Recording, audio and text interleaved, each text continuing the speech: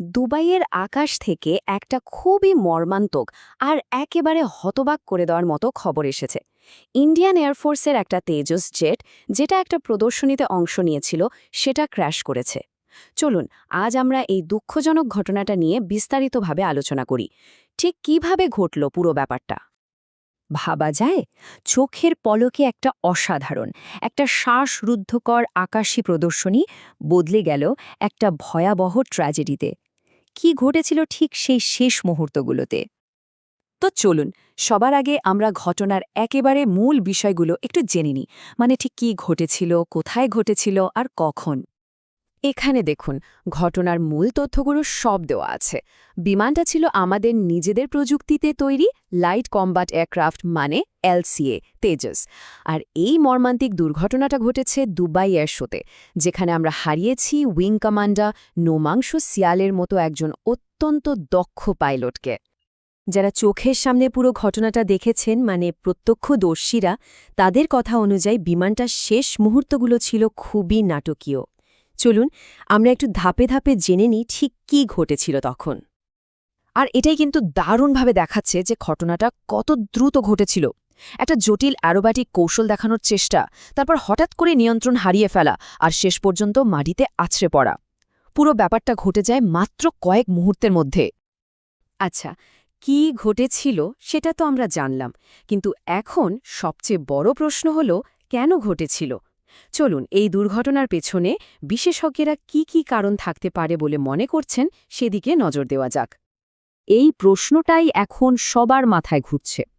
যদিও সরকারিভাবে দুর্ঘটনার কারণ এখনও পরিষ্কার করে জানানো হয়নি, কিন্তু আমরা বিশেষজ্ঞদের দেওয়া কিছু সম্ভাব্য তত্ত্ব নিয়ে আলোচনা করতেই পারি। দেখুন, তদন্তের মূল তিনটা দিক এখানে তুলে ধরা হয়েছে: মানবিক, যান্ত্রিক আর জৈবিক। মানে দুর্ঘটনাটা কি পাইলটের কোনো ভুলের কারণে হয়েছে, নাকি বিমানের কোনো যান্ত্রিক ত্রুটি ছিল, অথবা পাইলটের শারীরিক কোনো সমস্যার কারণে ঘটেছে। প্রথমে আসি পাইলটের ভুলের তত্ত্বে। দেখুন, এয়ার শোতে পাইলটদের এক চুলো ভুল করার সুযোগ থাকে না। দর্শকদের তাক লাগিয়ে দেওয়ার জন্য তারা অনেক সময়ই মাটির খুব কাছ দিয়ে বিমান উড়িয়ে নিয়ে যান। এই রকম একটা পরিস্থিতিতে উচ্চতা বা গতিমাপার সামান্যতম ভুলও কিন্তু বিমানকে এমন একটা জায়গায় নিয়ে আসতে পারে যেখান থেকে ফেরা প্রায় অসম্ভব হয়ে যায়। দ্বিতীয় যে তত্ত্বটা নিয়ে কথা হচ্ছে সেটা হলো যান্ত্রিক ত্রুটি, বিশেষ করে ইঞ্জিন ফ্লেম আউট।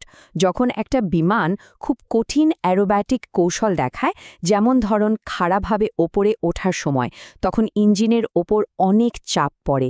সেই একদম ক্রিটিক্যাল মুহূর্তে যদি ইঞ্জিন হঠাৎ করে শক্তি হারিয়ে ফেলে বা বন্ধ হয়ে যায়, তাহলে বিমানটা সোজা নিচের দিকে পড়তে শুরু করে, আর সেটাকে নিয়ন্ত্রণ করা প্রায় অসম্ভব হয়ে পড়ে। তৃতীয় এবং খুবই গুরুত্বপূর্ণ একটা তত্ত্ব হল পাইলটের শারীরিক অবস্থা। দেখুন, যুদ্ধবিমানের পাইলটদের অসংখ্য শক্তিশালী জি ফোর্স বা মাধ্যাকর্ষণ শক্তির মোকাবেলা করতে হয়।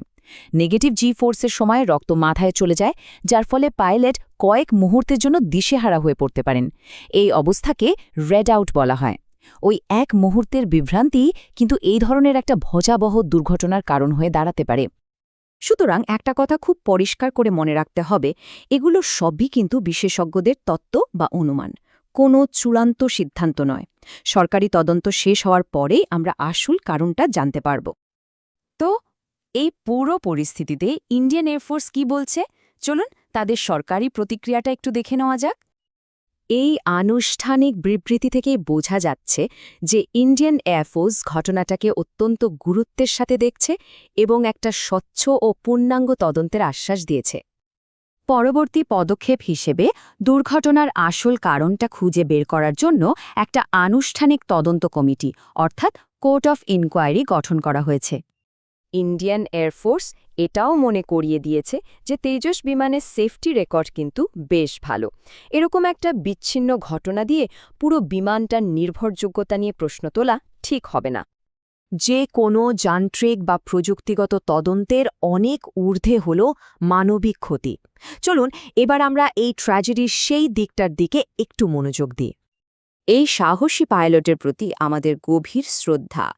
তার সেবা এবং আত্মত্যাগ এই দেশ চিরকাল মনে রাখবে। আজকের এই আলোচনাটা শেষ করব একটা গভীর প্রশ্ন দিয়ে। একজন পাইলটের এই যে আত্মত্যাগ, তার যে অবদান, সেই উত্তরাধিকারকে আমরা কিভাবে সবচেয়ে ভালোভাবে সম্মান জানাতে পারি, এটা আমাদের সবার জন্য একটা চিন্তার বিষয়।